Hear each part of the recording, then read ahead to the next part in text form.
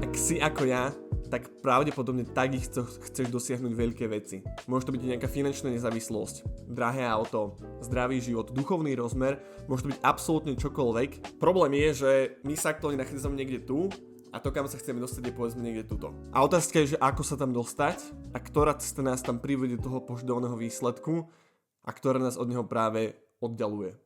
V tomto videu ti poviem 3 tipy, ktoré pokiaľ teraz si zanalýzuješ a zaimplementuješ do svojho života, tak po tomto videu môžeš začať robiť rozhodnutia, ktoré ťa privedú k tomu výsledku, ku ktorému by sa rád dostal. Všetko sa totižto buduje z jednotlivých malých krokov, ktoré robíme každý deň. Ja síce takisto som si vo svojom žurnáli napísal, že chcel by som viac cvičiť, chcel by som mať možno zdravšiu životosprávu, lepšie spať, viac sa venovať tomu, čo ma baví a čo ma naplňa. To je všetko síce pekné, ale samotné chcenie ma nikam nedostane. To, že niečo budem chcieť alebo to chcieť dokonca ešte viac, tak mi absolútne nezabezpečí to, že to aj nakoniec dosiahnem. To, čo robí rozdiel, sú jednotlivé malé rozhodnutia, ktoré robíme každý deň. Ktoré robíš v tejto chvíli, o hodinu, o deň, o týždeň. Všetky tieto malé parciálne veci, ktoré sa rozhodneš urobiť, sa dokopy spoja a vo výsledku vytvoria výsledok, ku ktorému chceš sa dostať, ku ktorému smeruješ. Ja sám veľmi dlho a intenzívne bojujem s tým a aj som s tým bojoval, že som tieto malé jednotlivé kroky oddialoval práve preto, lebo som sa cítil nepripravený, lebo som si myslel, že ešte teraz sa musím niečo dozdelávať, musím ešte niečo pochopiť, až potom následne budem môcť take action, ako sa hovorí, a urobiť tie jednotlivé malé kroky, ktoré sú popravde dosť strašidelné veľakrát. Je oveľa ľahšie, príjemnejšie, jednoduchšie si povedať, že ešte sa toto potrebujem naučiť, takéto video si musím pozrieť. Ešte toto by som si mal kúpiť, aby som mohol začať robiť to, čo naozaj chcem. A je to vlastne taký nebezpečný začarovaný kruh, kedy ani človek nevie ako a zrazu už má kopec všetkého, čo potrebuje a možno aj oproti ľuďom, ktorí začínali pred ním, má toho oveľa viac na začiatok na tej štartovacej čiare ako iní ľudia. Ale tak si nakoniec ja aj ty môžeme myslieť, že ešte niečo potrebujem a ešte niekam sa chcem dostať. Otázka znie, prečo to robíme? Prečo, keď vieme, že sa chceme z nejakého bodu A dostať do bodu B niekam vyššie a posunúť našu osobnosť, naše schopnosti a naše skilly možno na vyššiu úroveň. Prečo keď toto vieme, tak vlastne odchádzame od toho a utekáme od tých vecí, namiesto toho, aby sme išli proti ním. A toto ma naučil aj Bitcoin, táto paralela, ktorá je pomerne jednoduchá, ale v dnešnom svete už je tak ako keby zažratá do spoločnosti, že je niekedy ťažké ju prekuknúť. A je to práve to, že našu krátkodobú odmenu uprednostňujeme pred dlhodobým cieľom, pred dlhodobým výsledkom. V dnešnej dobe sme naučení rýchlej odmene a rýchlemu pôžitku a keď si veľmi zvykneme na tento spôsob života, že naše uspokojenie príde extrémne rýchlo a jednoducho, či už tie sociálne siete, jedlo alebo iný konzumný spôsob života, tak je potom veľmi ťažké dlhodobo robiť tie nekomfortné rozhodnutia, ktoré ťa na konci dňa posunú oveľa ďalej, ako tie, ktoré ti dajú teraz krátkodobú odmenu. A toto je niečo, čo ma naučil aj Bitcoin, ako som spomínal, pretože nie je možno intuitívne si odkladať peniaze do Bitcoinu, keď si môžem teraz kúpiť nový mobil, nové auto, nový notebook, môžem ísť tam na obed, hen tam si dať niečo fajnové, ale práve tú spotrebu teraz odoprieť práve preto, aby som potom v budúcnosti mohol ťažiť z toho a benefitovať z toho, že v tomto prípade napríklad Bitcoin naberal na hodnote. Či naberie alebo nie, to ja predpovedať neviem.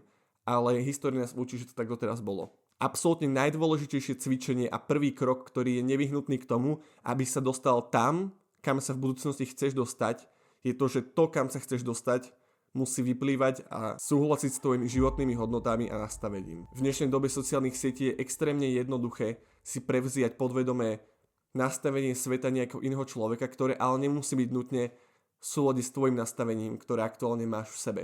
Preto je veľmi dôležité identifikovať a venovať čas tomu, aby si identifikoval to, čo vlastne vo svojom živote naozaj ty chceš a nie iba nejaký influencer alebo človek, ktorého uznávaš a ktorý takisto môže mať svoje hodnoty a svoje ciele, ale nemusí úplne sa stotožňovať s tými tvojimi.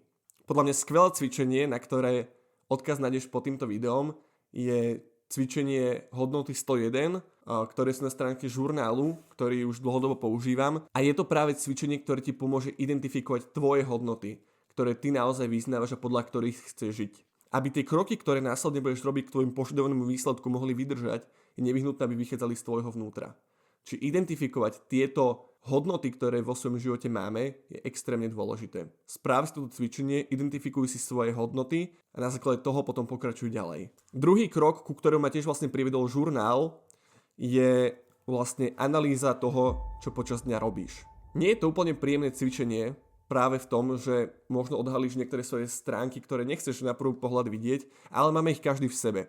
Každý možno počas dňa trávime čas tam, kde by sme nechceli a kde cítime, že to nie je úplne to, kde by sme ten čas mali venovať. A pokiaľ tak máš aj ty, tak ťa pozývam si urobiť toto cvičenie a v podstate si len zober prázdnu stránku, či už žurnály alebo mimo neho, zanalýzuj si svoj deň a vypíš si aktivity, ktoré počas toho dňa robíš. Ale nie len aktivity, ktoré sú také tie veľké, že išiel som do školy, alebo bol som na koncerte, alebo bol som v kine, ale od rána až do večera, od momentu, kedy sa zobudíš, kedy otvoríš oči, až do momentu, kedy zatváraš oči a zaspíš. Možno zistíš, že čas, a aktivity, ktoré robíš, ťa možno úplne nesmerujú tam, kam by sa chcel dostať. V mojom prípade to bolo, že som veľmi odkladal rozhodnutie konať. Pravidelne robiť veci, ktoré nie sú komfortné, ale ktoré ťa potom privedú k tomu výsledku. A stále s tým bojujem. Ale práve aby som toto vedel identifikovať, potrebujem si napísať a zhmotniť to, čo teraz robím a pýtať sa samého seba, či toto sú tie veci, ktoré ma jedného dňa privedú k tomu výsledku. A pokiaľ toto cvičenie urobíš úprimne a vyčleníš si na neho čas, tak ti garantujem, že urobí brutálnu zmenu v tvojom živote. Ale treba ho urobiť úprimne. No a tretí krok je už len samotné vyhodnotenie. Pozrieš sa na zoznam vecí, ktoré robíš od rána až do večera a zanalýzuj si ich, či sú to veci, ktoré ťa privádzajú k tvojmu výsledku, kam sa chceš dostať. Keď sa zobudíš o 11 ráno, pomaly už na obed, to, čo ťa privedie k tomu výsledku. Či to, že si na mobile a pozeráš reelska, ťa privedie k tomu, kam sa chceš dostať. Možno áno, možno hľadáš nejakú inšpiráciu, ale je takisto veľmi dôležité to robiť s mierou. Či to, že pôjdeš po vode bicyklo, ťa privedie k tomu, že budeš špičkový cyklista. Toto pravdepodobne áno. Hľadaj veci, identifikuj a tie, ktoré ťa privádzajú k tomu výsledku, kam sa chceš dostať, tak v nich pokračuj. Zintenzívni ich, ak sa dá, ale hlavne v nich pokračuj. Lebo nič nie je dôležitejšie ako robiť veci konzistentne. Pokiaľ ale nájdeš veci, ktoré ti neprivádzajú tam, kam by si chcel a vlastne zväčšujú tú dieru, priepas medzi tým, kde si a kam sa chceš dostať, tak tieto veci treba okamžite vyhodiť. Sú to veci, ktoré ťa ani za 5, 10, 15, 20 rokov neprivedú do toho výsledku, lebo oni ťa od neho oddalujú.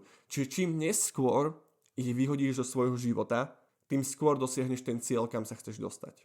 Takže pokiaľ si človek, ktorý chce dosiahnuť veľký cieľ, nech to je čokoľvek pre teba v tejto konkrétnej situácii, toto sú 3 typy, ktoré ti extrémne pomôžu v tom, aby si to dostal rýchlejšie, konzistentne a so stotožnením sa so svojím vnútrom. Identifikuj svoje hodnoty. To, čo je v živote dôležité pre niekoho iného, nemusí byť dôležité pre teba. Zanalýzuj si svoj deň. Čo robíš od momentu, kedy otvoríš oči, až do momentu, kedy oči zatvoríš a ideš spať. Tretie, vyhodnoť veci, ktoré si v tomto pozorovaní zistil.